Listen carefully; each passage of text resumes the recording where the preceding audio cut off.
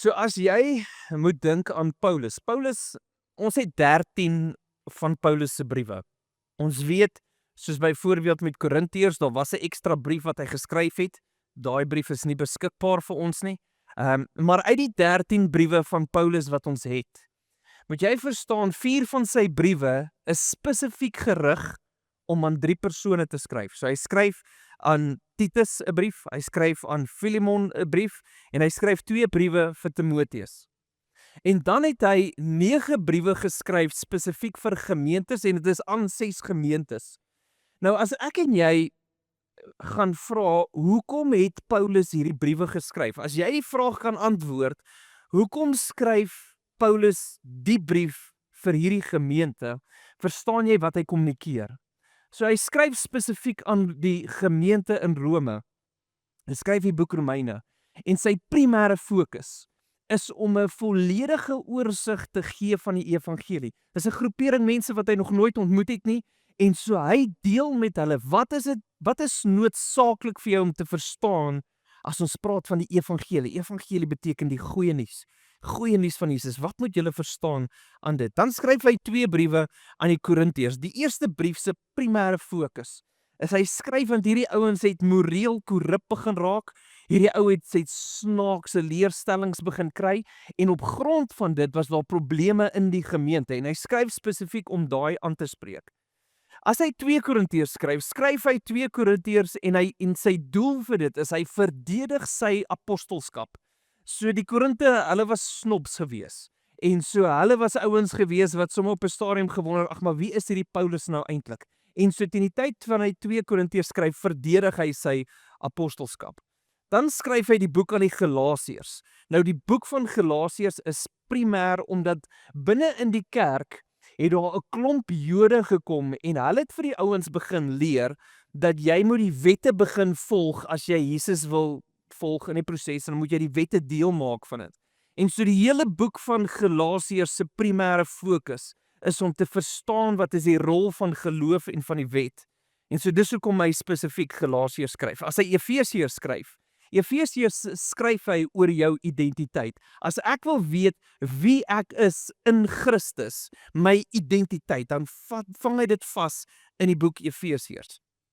As hy vir jou skryf in Filippense kom hy en hy bemoedig die ouens in moeilike tye. Hy sê vir hulle, hou vas, byt vas, moenie te hou opgee nie. En hy maak hulle weer bewus van Jesus, te midde van die chaos wat hulle ervaar. As hy Kolossense skryf hy en hy spreek spesifieke verkeerde leerstellings aan. En hy herinner hulle dat Jesus is skepper en heerser en dat hy die een is wat verlosser is. As hy die 2 briewe aan Tessalonisense skryf, in Tessalonika, dan skryf hy die eerste ene en hy sê spesifiek vir hulle dat julle moet vashou te midde van die vervolging wat julle ervaar. Hierdie ouens is besig om vervolging te beleef op strepe en dan skryf hy en hy bemoedig hulle daar en in 2 Tessalonisense skryf hy spesifiek en hy herstel net vir hulle wat beteken die laaste dae? Wat beteken dit om daai worsteling deur te gaan en om vas te hou aan Christus? En so jy sien spesifiek dat Paulus skryf elke keer 'n brief en hy skryf en hy bevestig iets en hy spreek 'n probleem aan of hy bemoedig die ouens met iets spesifiek. En dis hoekom hy dit so skryf. Nou as ek en jy Romeine oopmaak en ek en jy lees Romeine hoofstuk 9, hoofstuk 10, hoofstuk 11, dan sien jy dat sy fokus word spesifiek geskryf aan die Jode. So hy skryf en hy praat nou van die Joodse nasie, sy volksgenote, is soos wat hy dit noem. Dis hoekom hy dit skryf. Nou hierso sit my en jou probleem. Want in 2026 vat ek en jy en ons lees Romeine se daai gedeeltes deur en jy sien dit word geskryf aan die Jode. En as jy die Bybel lees soos 'n storieboek, dan gaan jy daardeur lees en jy sê maar hierdie het geen betrekking op my nie want ek is nie 'n Jood nie. Of jy lees hier verby omdat jy dit nie verstaan nie. En so dan wat jy doen is jy lees, jy maak nie sin nie en jy lees verby dit. En ek en jy moet verstaan dat ek en jy moet nooit die Bybel hanteer soos 'n storieboek wat net jou aandag trek op iets wat interessant is of iets wat relevant is vir my nie. Sien ek en ek meen, jy hoor dit nou al vir jare, dat hulle sê dat jy suppose om die Bybel te gebruik soos 'n handleiding, 'n user manual. Nou, die probleem is min van ons lees nog user manuals totdat jy op 'n probleem uitkom. Dan hardloop jy gou vinnig terug na die boek toe. Maar die doel daarvoor is as ek en jy die Bybel lees, dan moet jy elke keer vir jouself vra, wat is 'n voorbeeld wat ek raak sien? Wat is die waarskuwing wat ek raak sien en hoe gaan ek hierdie goed deel maak van my lewe? Dis hoe jy die Bybel moet lees. Dis dan wanneer die Bybel prakties deel van jou lewe gaan word. So ek en jy moet onsself herinner dat hoe jy die Bybel gebruik, bepaal hoe ons hierdie gaan gebruik of hoe ons hierdie gaan interpreteer. So as ek en jy begin, hy begin Romeine 10. So as jy Bybel het, maak Romeine 10 oop. Romeine 10 vers 1 gaan hy sekere probleme uitlig. En voordat ons onsself diskwalifiseer en vir onsself sê, maar hierdie het geen betrekking op my nie, gaan ons onsself die vraag vra, wat is my 'n goeie voorbeeld? Wat is die waarskuwing en hoe gaan ek hierdie deel maak van my lewe?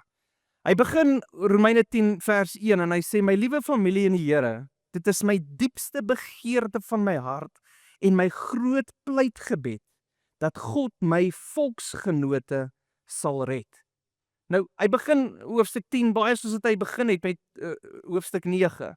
Onthou hoofstuk 9 toe kom en hy sê, my hart breek as ek dink aan die Jode, vir my volksgenote, die mense wat ek deel is van. Hy sê, my hart breek vir hierdie ouens. En as ek kon, sou ek my eie lewe opoffer. Ek sou 'n ewigheid in die hel spandeer, verwyder van Christus, as dit sou beteken dat hulle gered sou wees. En op hierdie stadium kom hy sê, en ek pleit vir hierdie ouens, want hulle is ongered. Vers 2 sê vir jou, hy sê so, ek kan getuig dat hulle regtig vol ywer is vir God. Hulle is baie toegewyd in hulle godsdiens. Nogtans het hulle nie die regte kennis en insig nie. En daardie soort van redding nogtans het hulle nie die regte kennis en insig nie. Daardie soort wat redding voor God bring. Die kennis wat voor God redding bring. So, hier kom Paulus en hy bespreek iets spesifiek. Dink aan vers 1. Hy kyk na 'n groep mense en hy noem hulle ongered. Hy sê hierdie ouens is nie gered nie. So nou word die vraag is, wat is die verskil tussen iemand wat gered is en iemand wat ongered is? Hoe definieer ons hierdie twee? As ek en jy hierdie vraag gaan vra, hoekom klassifiseer hy hierdie volksgenote van hom as ongered? Want in dieselfde asem sê hierdie ouens het ywer. Nou moet jy mooi verstaan, ek en jy lees baie keer veral die Nuwe Testament. En ons sien altyd primêr die Fariseërs in 'n negatiewe sin, bloot want jy sien hoe Jesus hulle hanteer. Maar jy moet verstaan dat die Fariseërs het iets gesnap van God traai dien. En as ek en jy daai eienskappe vandag, wat in Fariseërs is, as jy dit vandag moet sien in die kerk, onder hierdie mense, sal jy na daai persoon kyk en sê, dis 'n groot Christen. Daai ouens is ernstig oor Jesus. Want jy moet onthou, 'n Fariseër het nie net sy Bybel geken nie, maar daar was boeke wat hy kon gekwoteer het. So jy dink, jy stap na iemand toe en jy praat met hulle en hy sê vir jou, ja, maar Romeine 8 vers 28 sê. Hierdie ou sê vir jou, ja, maar onthou, Romeine 15 vers 13 sê. En dan dink jy, Jesus, ek wens ek het my Bybel so geken. Die Fariseërs sou gemaak het dat meeste van ons Christene in skaamte staan oor hulle kennis van die woord. Hierdie ouens het die skrif geken. Vir hierdie ouens was gebed nie net 'n tafelgebed nie. Dit was nie net gou vinnig voordat ek in 'n meeting gaan en ek besef ek het die Here nodig nie. Dit was nie net 'n vinnige gebed voordat ek gaan slaap nie. Hierdie ouens het deel van hulle daaglikse roetine gebed gehad. Jy het gebid. Dit was 'n leefstyl vir hierdie ouens gewees om te vas. Nou, ek weet nie wanneer laas jy gevas het nie, maar vir hierdie ouens was dit 'n roetine gewees. Dit was deel van hulle leefstyl. Hulle gee tiendes. Hulle was so erg gewees op hulle tiende gee, dat selfs van hulle speserye het hulle tiende gegee. Nou ons het nog nooit speserye in ons offergawe mandjies gekry. Ons het al mense gekry wat R100 noodvat en 'n jet vou en dit daarin sit. En asseblief moenie, dit vat hulle 'n halfuur om daai ding uitmekaar uit te kry. Maar die blote feit is net, ons het nog nooit daai tipe toegewydheid gekry soos die Fariseërs nie. Hierdie ouens het nie net kerk toe gegaan 1 keer elke 3 weke nie. Hierdie ouens het nie net in die begin van die jaar kerk toe gegaan nie. Nee, hierdie ouens het 'n roetine gehad van elke liewe Sabbatdag was hulle in die was hulle in die sinagoge gewees. Hulle was besig om die Here te beleef. Dis wie hulle was. So ons sien iets, ons beleef iets van hulle toegewydheid. Hierdie ouens was intens gewees in terme van hulle toegewydheid teenoor die Here. En as ons daai goed vandag moet raak sien in mense hierso, dan is ons soos Jesus. Jy's 'n champion. Nee, kyk, daai ou is 'n groot Christen. En tog kyk Paulus na hierdie ouens en hy noem hulle ongered. Nou vra ek myself die vraag, wat is die waarskuwing vir my en vir jou? Want jy moet verstaan, hy sê iets, hy kommunikeer iets. Hy kommunikeer vir jou dat my Bybel lees, my gebed, my vas, my tiende, my kerk toe gaan, hierdie goeters definieer nie my redding nie. So wat is dit wat hy aanspreek? En as ek en jy vir onsself die kruis as 'n middelpunt gebruik, en ons gebruik 'n groot woord, Afrikaanse woord, die woord is geregtigheid. Dit beteken om voor God onskuldig verklaar te wees. So jy is geregtig, jy's onskuldig. Dis wat geregtigheid beteken. Hy sê so as hierdie vir my en vir jou die teken is van geregtigheid, op hierdie punt is 'n kind van God. Op hierdie punt word ek verklaar as onskuldig. So met ander woorde, hy sê vir die Jood, kyk na die punt van geregtigheid en hy sê, maar dit is die goal, dis waartoe ek beweeg, dis die doel. En van waar ek nou is tot daarso toe is amper soos 'n bordspel, soos slangetjies en leertjies. Daar's sekere wette wat ek moet gehoorsaam om my nader te kry aan geregtig wees. So met ander woorde, ek moet Bybel lees, ek moet kerk toe gaan, ek moet bid. Maar die probleem is, ek en jy verstaan die idee van in hierdie week wat verby was, het jy iewerste op 'n punt gekom wat jy sonde gedoen het. Wat beteken, jy het iewerste hierdie week, het jy iets gedoen, of dit gedagtes of aksie was, wat gemaak het dat jy nie optree en leef soos Jesus nie. En dit beteken dat ek voel verder weg van God af. Ek voel veiler, ek voel... En dan het hulle offers gemaak, en hulle het feeste bygewoon, en hulle het tiendes gedoen, maar dan weet ons nog 'n week gaan verby, en jy kan net nie daarby uitkom nie. En hier kom Paulus, en jy sal sien, hy skryf dit spesifiek, Galasiërs het primêr hierdie fokus. Hy sê, hier is heeltyd hierdie stryd vir die Jode, en hulle gehoorsaam gewette, want hulle wil by 'n merker uitkom, en daai merker is geregtigheid. Kind van God. En hy skryf Galasiërs, en hy sê vir ons, jy moet verstaan dat jy gaan alles in jou vermoë doen om daai mylpaal te bereik. Maar die standaard om daar uit te kom is so groot dat jy dit nooit sal bereik nie. So jy sal sien spesifiek in Galasiërs, dan kom hy op 'n stadium en hy sê dat die wet is soos 'n tugmeester. Dit sê vir my dat wanneer ek besig is op hierdie pad, nee, wow, jy het iets verkeerd gedoen, gaan terug. Gaan terug na die vorige ene toe, soos 'n slangetjie wat jou insluk en vat na die vorige punt toe. So die wet het vir jou dit gedoen. Sodra jy raak aan 'n persoon per ongeluk wat dood is, dan moet jy weer teruggaan en jy moet weer 'n offer gaan gee, en vir 7 dae is jy onrein, en dan moet jy weer begin met hierdie proses. En so was hierdie heeltyd hierdie worsteling met die Jode, en hy sê die probleem is, so alhoewel hierdie ouens ywer het, alhoewel hulle in hulle wese so getrou is aan die wette, noem hy hulle ongered.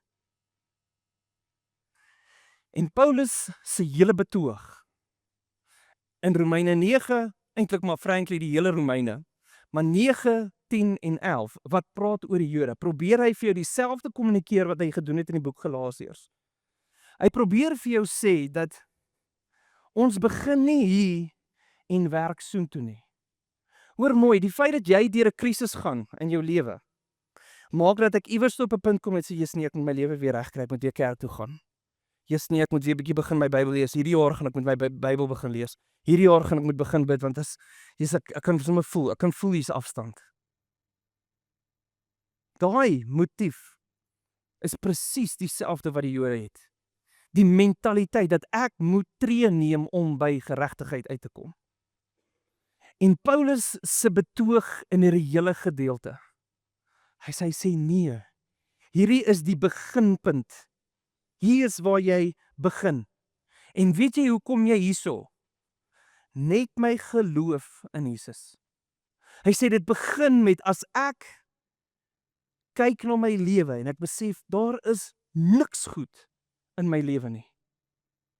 Al wat ek kan doen, al wat ek in my wese kan doen, is my geloof en my hoop op Jesus plaas.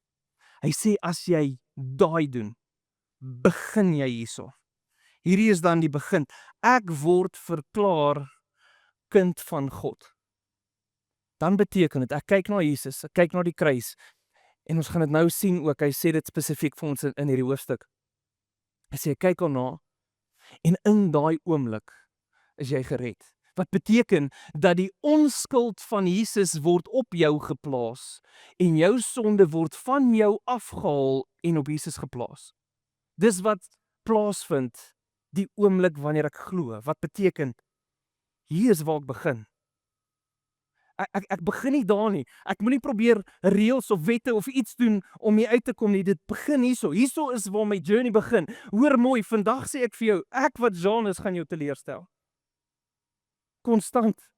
As jy vir my gaan ken, as jy my lank genoeg tyd gaan gee, gaan ek jou iewerste teleurstel. Iewerste gaan jouself opruk en ons klomp mense wat al uit ons gemeente uit is, bloot oor die feit dat hulle net nie gehou het van hoe ek iets sê of hoe ek redeneer of hoe ek iets hanteer het nie. Dit gebeur. En ek gaan dit doen. Want een ding wat ek weet, is een ding as ek terugkyk, al wat my hier kwalifiseer, is nie my leefstyl nie, is nie my manier van praat nie, is nie my manier van dinge hanteer nie. Niks van die goeders kwalifiseer my enigsins om hier voor te staan, as dit nie vir hierdie kruis is nie. Sonder hierdie kruis is ek 'n 0 op 'n kontrak. Sonder hierdie kruis het ek geensins die kapasiteit om te kan sê, Here, doen iets in my lewe nie. Dis net die kruis, dis net my geloof in Jesus wat my enigsins die kans gee om iets te doen. En so wanneer ek en jy gered versus ongered moet verstaan, moet jy jouself altyd herinner dat niks wat jy doen kan jou red nie. Al wat ons red, is ons geloof in wat Jesus reeds gedoen het vir my en vir jou. Dis wat dit is. Dis net so, dis sy hele betoog, dis wat hy vir ons sê in Galasiërs, dis wat hy vir jou gaan sê in basies die hele Romeine. Hy sê vir ons dat ons begin hierso, deur geloof, en dan wat voor lê. Dan lê daar 'n hele lewe voor my, die kant van die kruis. Ek begin, hierdie is my beginpunt. Maar elke liewe tree wat ek hierso stap, lyk anderste. Want nou, onthou nou, die groot ding is, dis baie vinnig om onsself te kan sê, maar Jean, so jy sê vir my dan die wette gehoorsaam is dan verkeerd.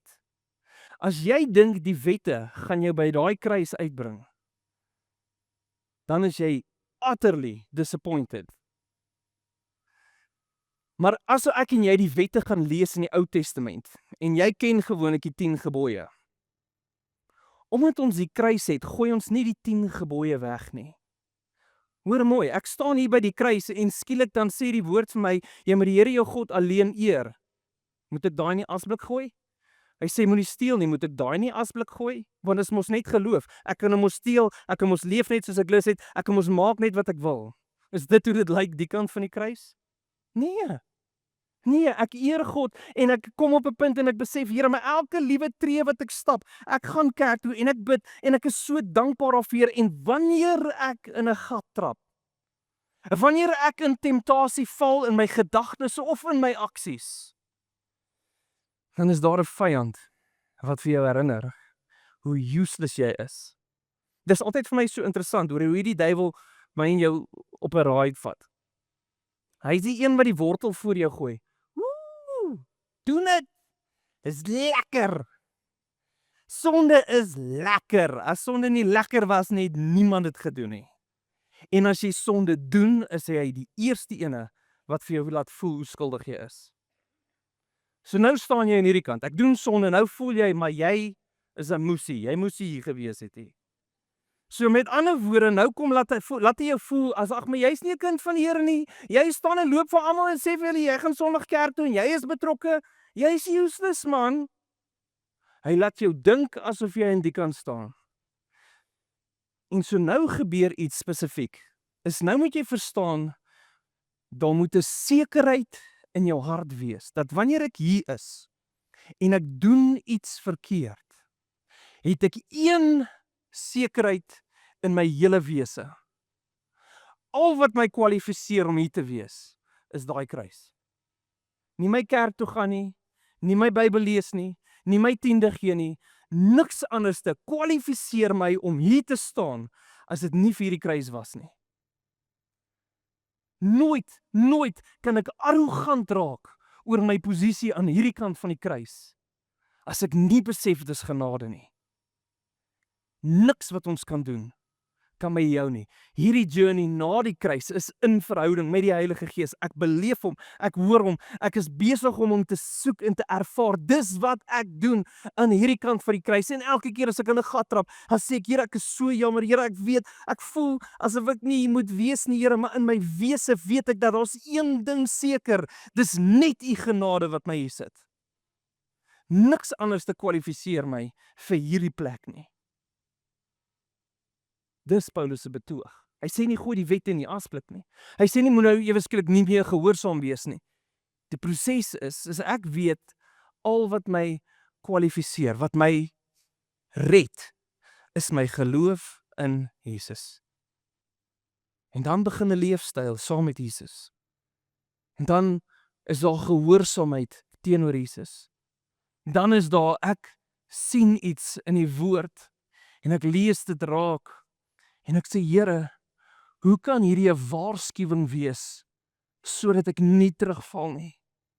Here, hoe kan hierdie 'n voorbeeld wees om my nader aan U te bring? Here, hoe kan ek al hoe meer leef in die identiteit van Christus? Dis hoe hierdie leefstyl hier lyk. En so wanneer Paulus spesifiek die Jode aanvat, dan vat hy aan want hulle begin daar en hulle dink dat wette gaan my by die kruis uitbring, of wette gaan my by God uitbring. Wette gaan maak dat ek voor God kan staan en kan sê ek het dit gemaak. Romeine 9 het hy gesê, sover is daar's baie ouens wat glo ek gaan dit maak net omdat ek 'n kind van Abraham is. Daar is 'n stappie, ek kan een stappie vat. Ek is 'n kind van Abraham, nou is ek bietjie nader. En hier is wat Paulus vir ons gaan aanraak. So as ek en jy Romeine 10 lees dit met die wete dat hy sê dat die beginpunt, hoe ek en jy hier kom, is deur geloof. En dis hoekom hy op 'n punt kom en hy sê, my begeerte en my hart vir my groot pleitgebed is dat my God my volksgenote sal red. Vers 3, eintlik is hulle totaal en al blind vir die roete wat God self volg om mense vry te spreek. Wat was die roete wat God gebruik het om mense vry te spreek? Hierso. Hy stuur Jesus om te sterf aan 'n kruis. Jesus gee vir ons die roete. En in die einde Romeine 9 het hy gesê dat vir baie van hulle was Jesus juis die struikelblok. Hulle kyk na Jesus en hulle sê, maar dit kan nie dit wees nie. Dit kan nie Jesus wees nie en hulle struikel oor Jesus, die Messias. Hy sê hierdie ouens kyk en hulle is besig om dit te verloor want God het dit klaar vir hulle gegee. Daarom weier hulle om op God se manier van vryspraak te aanvaar. Hulle weier om te besef dis van hierdie geloof af soontoe. Hulle bly dink dat hulle moet werk, hulle moet die wette doen om tot hierso te kom. En hy sê, en dis hoekom hulle dit mis. Hulle loop vir Christus mis. Dit is hy wat die wet se heerskappy tot die einde gebring het. Hy het hierdie geëindig. Hy het gesê, maar hierdie het ons nie meer nodig om hier uit te kom nie. Jesus het vir ons 'n hele nuwe beginpunt gegee. En dan gaan hy verder en dan sê hy, nou gaan dit slegs oor geloof. Elkeen wat in Christus glo, word deur God vrygespreek. Dis wat gebeur. Elkeen wat in Christus glo, word vrygespreek. So vandag moet jy verstaan, my geloof in Jesus sit my by die kruis. En ek wil hê, jy moet in jou wese seker wees dat ek is kind van God. Maar moet nooit arrogant genoeg wees om aan hierdie kant van die kruis te staan en te dink jy verdien iets nie. Moet nooit hierso staan en dink I've arrived nie. En dis die probleem wat hulle gedoen het. Hulle het op 'n stadium gedink, maar as ons al hierdie goedes perfek doen, dan het ons dit bereik. Dit is nooit deur ons krag nie. Nooit deur wat ons gedoen het nie. Dit is net Jesus wat hierdie gedoen het. Gaan af na vers 9 toe. Nou ek gaan, omdat ons deur die Romeine 10 gaan ek nie in detail deur alles gaan nie. Jy gaan nou sien, hy gaan 'n klomp verse uit die Ou Testament uitgebruik om hierdie konsep vas te maak en hy skryf spesifiek vir Jode. Maar kyk na vers 9. Ons verkondig dat as jy met jou woorde openlik erken, Jesus is Here, en as jy met jou hele hart glo, hy het opgewek uit die dood, dan sal jy gered word. Twee goed wat moet geplaas vind. Nommer 1, jy moet met jou mond bely. En daar is baie mense wat loop en sê ek is 'n Christen, klink asof hulle bely met hulle mond, maar hy sê maar jy moet met jou hart glo. Dis nie kopkyk-kennis nie, dis jy moet dit weet in jou gees dat ek glo in Jesus. Hierdie geloof het ons gesê, dit aktiveer iets om Jesus te volg. Die dag wanneer jy sê, Here, kom in my hart, maak u deel van my lewe, vorm my gedagtes. Daai is die dag wat jou hele lewe begin oriënteer om te leef en te doen soos Jesus wil hê jy moet doen. Iemand wat nie sy lewe leef om Jesus te volg nie, is iemand wat net met sy mond bely, maar sy hart is ver weg van Jesus af. So ons moet verstaan, twee goed moet plaas, met jou mond moet jy bely, met jou hart moet jy glo. Dan gaan hy verder, hy sê vers 10, deur geloof wat opreg uit ons hart kom, word ons vrygespreek. Deur geloof wat opreg uit ons hart kom. En deur 'n belydenis wat opreg oor ons lippe kom, word ons gered. Vers 11, dit is presies soos die Bybel sê, niemand wat glo, sal ooit deur hom verneder of weggestoot word nie. Wat beteken, selfs vir die ou wat langs Jesus in die kruis was daar redding. Niemand word weggestoot. Elkeen wat roep na die naam van die Vader, na Jesus, wat Jesus gedoen het, wat jy bely met jou hand, glo met jou hart, bely met jou mond, glo met jou hart. Elke liewe ou wat daar kom, word gered en niemand word weggestoot nie. Vers 12, daar is geen verskil tussen Jode of nie Jode. Dieselfde Here is nou almal se Here. Hy is baie vrygewig teenoor almal. Hy stort sy hemelse seëninge ryklik uit oor elkeen wat vra dat hy hulle moet help. En daarom sal elkeen gered word wat die Here se naam gelowig aanroep. Sekerheid moet in jou hart vasslaan vir wat hy nou sê. Elke een wat in jou hart uitroep na Jesus is gered. Hou op twyfel in jou redding. As ons aan hierdie kant staan en ons trap en ons doen die verkeerde goeters, hou op twyfel in jou redding. Hou op twyfel en sê omdat ek voel nie soos 'n kind van die Here nie. Hou op twyfel, jy moet een sekerheid hê. Wat jou hier kwalifiseer is niks of wat jy goed doen of wat jy sleg doen nie. Al wat jou kwalifiseer hierso is my geloof in Jesus. En dis wat hy vir jou sê, so kry 'n sekerheid in jou hart. Wees oortuig, ek is kind van God. En die volgende keer wanneer jy in 'n gat trap en die duiwel sê vir jou, jy is useless, dan herinner jy jouself, Here, al wat my kwalifiseer, is u genade van Jesus aan daai kruis. Dis al wat maak dat ek hier kan wees. Niks anders nie. Sekerheid en nie arrogansie nie. Arrogansie is ek kom kerk toe, en omdat ek gereeld kerk toe kom, dink ek hierdie sitplek behoort aan my. Dat as ander vreemde mense op my sitplek sit, dan vra ek om te skuif. Want hier is wat ek hoort. Jesus julle, waar? Ek meen, jy sê dalk vir 'n ou wat vir die eerste keer na Jesus toe wil kom, vir die eerste keer Jesus 'n kans wil gee, sê jy vir hom skuif van my sitplek af. Dis nie wat ons doen nie. Jy kan nie vir 'n oomblik na iemand kyk wat nou net sy hart vir die Here gegee het en gesê, omdat jy nie elke Sondag kerk toe gaan, is jy nie 'n gelowige nie. Ons moet ophou met ons oordeel in ons harte, want niks wat jy doen, goed of sleg, kwalifiseer jou vir die kant van die lewe, behalwe die genade van Jesus nie. Dis al wat jou kwalifiseer. Moet nooit in jou hart, asseblief julle, moet nooit arrogant raak nie.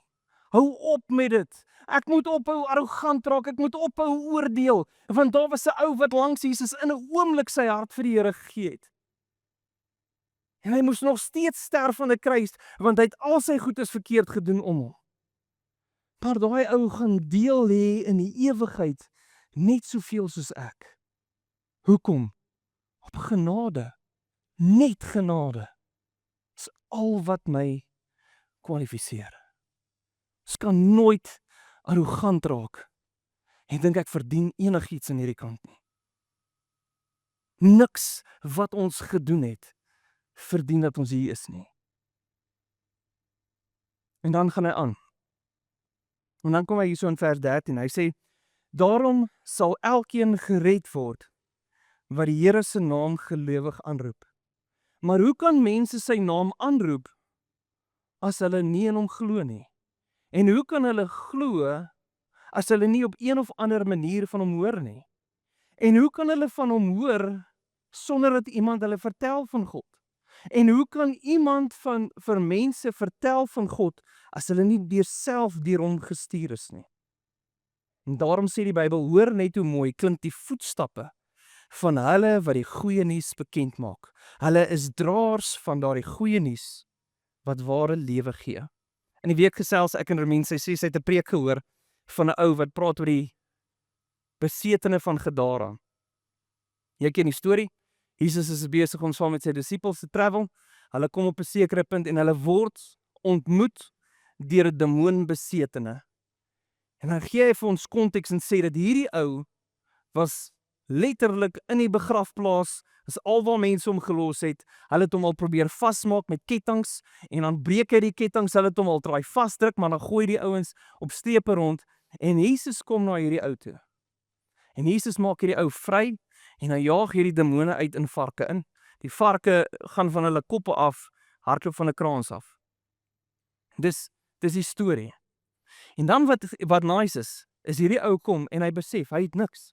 Hy het geen status of naam nie, inteendeel, almal is either bang vir hom of neem hom kwaadlik vir iets wat hy gedoen het, en hy sê vir Jesus, kan ek saamkom? Weet julle wat sê Jesus vir hom? Hy sê nee, gaan getuig. Nou ek vra vir jou, en Romein sê vir my, wat dink julle kan daai ou se getuienis wees? Hy ken nie die skrif nie. Hy het niks Bybelkennis om te loop en te gaan vir mense vertel van Jesus nie. Ek meen inteendeel, die voorbeeld is, hoorie skus, ek het dalk jou kat geslag en geëet, ek wil net sê ek is jammer. Wat is hierdie ou se getuienis? Wat het hy om vir die wêreld om hom te gee? Al wat hy het, is 'n ontmoeting met Jesus. En al wat hy doen, is hy loop en gaan vertel mense van die ontmoeting wat ek gehad het met Jesus. Samaritaanse vrou, Johannes 4. Hulle sê dat hulle glo dat hierdie vrou het in die middel van die dag gaan water vat, nie omdat vir enige ander rede as dat hulle sê dat meeste van die tyd as vroue gegaan het om water te gaan haal, was dit of in die oggend of in die aand net voor die son sak. Hierdie vrou vermy crowds dat sy alleen gaan, so sy was 10 teen 1 verwerp. En daar ontmoet sy vir Jesus. En sy het 'n ontmoeting. Sy het 'n ontmoeting met Jesus. En toe sy Jesus klaar ontmoet het, toe gaan sy terug en sy verander die hele dorp. Sy gaan vertel almal van hierdie ontmoeting. Al wat ek hoef te doen, is ek vertel mense van die ontmoeting. Hier kom Paulus en hy vra die vraag. Hy sê, hoe sal mense hoor as niemand hulle vertel nie? En hoe gaan jy mense vertel as God jou nie gestuur het nie? Weet jy dat God het jou gestuur? Jou ontmoeting. Hierdie ontmoeting het jou gekwalifiseer om uit te gaan. Want weet jy wat, daar's vriende om jou, daar's familie om jou, daar's mense by die werk om jou, wat Janus nooit sal kan bereik nie. Nooit. En ek kan vir meeste van julle vra en ek kan sê, wie van julle voel bemagtig genoeg om die skrif so te kan deel met mense on the fly en hulle te vertel van Jesus? En ek kan seker wees dat meer as 90% mense sê, ek het nie die vrymoedigheid om dit te kan doen nie. Want Jesus, hoe ek en jy mense oortuig van Jesus, is nie deur jou kennis van die woord nie. Dit is my ontmoeting. Dis wat hy gedoen het in my lewe. Die feit dat ek hier staan op genade. Dis wat maak wat my kwalifiseer om enigstens hierdie kant te kan staan. Niks anders te nie. En Paulus kom en hy sê, in my wese het ek 'n liefde vir hierdie groep mense. En so Paulus se hele bediening was vir die nie-Jode. Sy hele bediening, wat hy voor georiënteer was vir die nie-Jode. Maar weet julle waar was hy gewees? Elke keer as die kerkdeure oopgemaak het, tussen die Jode. Besig om te getuig. Besig om met sy mense te praat en te pleit by hulle oor Jesus. En so 'n waarskuwing vir my en vir jou, is om nooit te dink, dit wat ek doen, kwalifiseer my vir hier staan nie. 'n Voorbeeld wat ons kan volg is 'n Paulus wat in sy wese 'n liefde het vir mense. Hy sê, al wat ek wil doen, is ek wil getuig. En skielik word dit 'n voorbeeld vir my en vir jou. En jy hoef nie alles te ken nie, jy hoef nie perfek te wees nie, jy hoef geensins arrogant te raak oor wie jy is nie. Al wat ons deel is, ons deel die ervaring wat ek het saam met Jesus. En dan gaan hy verder, vers 16. Hy sê, tog steur hulle nie almal hulle aan die goeie nuus nie. Daar gaan mense wees wat gaan hoor en wat hulle nie gaan steur aan dit nie. En is fyn.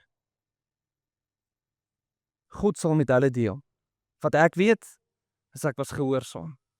Wat ek weet, is in hierdie oomblik, het ek mense die getuienis gedeel van wie is hy, en dis wat jy moet doen. Ek en jy getuig van Jesus.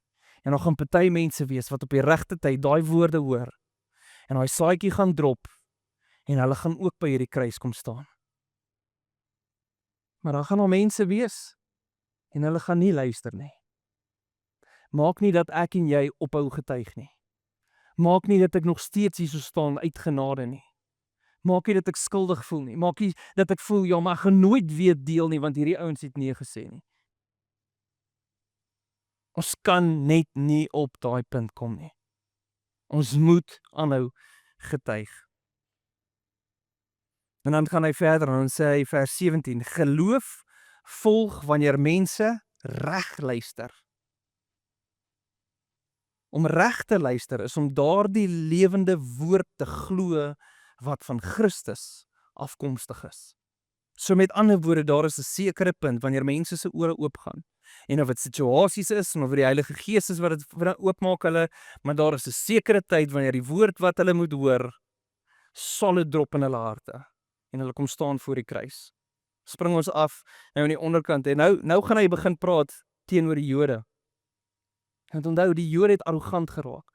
Die Jode het op 'n punt gekom en gesê, maar ons is die kinders van Abraham, aan ons behoort die geregtigheid. Ons is die ouens wat die antwoord het teenoor wat hier so plaasvind. En nou kom hy en hy wys vir ons uit die skrif uit, deur Moses en deur Jesaja, wys hy vir ons iets spesifiek oor mense wat nie gehoor het nie. Hy sê Jesaja vers 20, Jesaja is die ewige waagmoed as hy die volgende woorde van God aanhaal. Ek is gevind deur mense wat glad nie na my gesoek het nie. Ek het bekend geraak onder diegene wat nie eers in my belang gestel het nie. God het gekom en op 'n stadium praat hy van Moses dat hy sê vir hulle, ek gaan hulle jaloers maak. Want daar gaan mense wees wat nie my volk is nie. En hierdie ouens gaan my volg. En hierdie is wat Paulus gebruik as die boodskap van die nie-Jode, wat nie eers geweet het van God nie, wat gehoor het en gevolg het. En so ek en jy moet verstaan dat dit is op genade wat ons hierso is. Dis net genade. En as ek en jy getuig, gaan daar dalk mense wees wat nie eers na God soek nie. En jy dink, maar miskien moet ek net met die ou praat wat in 'n krisis is, of die ou wat onseker is, of die ou wat praat van ja, ek moet weer kerk toe gaan. Nee, hy sê daar gaan selfs mense wees wat dink dat hulle het nie God gesoek nie. En die woorde op die regte tyd maak dat iets gebeur, dat hierdie mense by die kruis uitkom. En so Romeine 9, Romeine 10, Romeine 11 herinner ons, soos die res van Romeine 3, Romeine 6, 7, 8, al wat my kwalifiseer is die kruis. En wanneer die kruis jou kwalifiseer dit jou om met mense te gaan getuig en te vertel van die goedheid van God. Dis die hart van Romeine 10. En ek wil nou hiermee afsluit om te sê ek is nie iemand wat 'n fan is om te sê as jy voel jy dien nie Jesus, steek op jou hand, kom staan nie voor, kom doen iets. Dis nie hoe ek glo dit gebeur nie, want baie ouens kom staan voor, steek my hand op en ek voel, o ja, ek onthou daai dag was die dag toe ek my hand opgesteek het. My belydenis in Jesus is bely met jou mond, glo met jou hart. Gebeur, my rek op 'n punt kom en ek is stop en ek is ernstig en ek is eerlik. Ek kan sê, Here, ek het U nodig. En jy kan dit doen as jy alleen is, jy kan dit doen in jou kar is, jy kan dit doen as jy by die huis is, jy kan dit doen in 'n groep, jy kan dit doen waar ook al jy wil, maar om 2 goed gebeur, met jou mond moet jy bely, met jou hart moet jy glo. Ek wil nie hê jy moet net bely met jou mond en dis die einde van dit nie. Ons moet glo met ons hart. En as jy voel, Jean, maar ek is onseker of ek by die kruis staan, dan begin dit deur iewerste vandag te stop, weg te stap van alles af om jou, te stop en te sê, Here, ek is jammer. Ek besef, Here, vir baie lank het ek probeer goeders doen om by die kruis uit te kom. En Here, vandag besef ek, al wat my daar kry, is my geloof in U. En doen daai gebed. Van daarin lê sekerheid. Hierin lê geregtigheid. Kom ons sluit die oë. Here, wat 'n voorreg is dit wat ons het om tyd saam te kan spandeer. En ek wil bid, Here, dat ons nie vir een oomblik mis wat die kruis gedoen het nie. En Here, soos dit Romien ook voor die tyd gedoen het en al ons liedjies wat Johan hulle gesing het, Here, dat ons sal verklaar dat Jesus is naam bo alles. Dis in Hom waar ons sekerheid is. Here, dit is in Hom. Here, wat ons genade ervaar. Dis al wat ons kwalifiseer om U kind te wees. En ek wil bid, Here, dat daai ontmoeting sal uitspeel om 'n getuienis te wees aan die wêreld hier buite. In Jesus naam. Amen.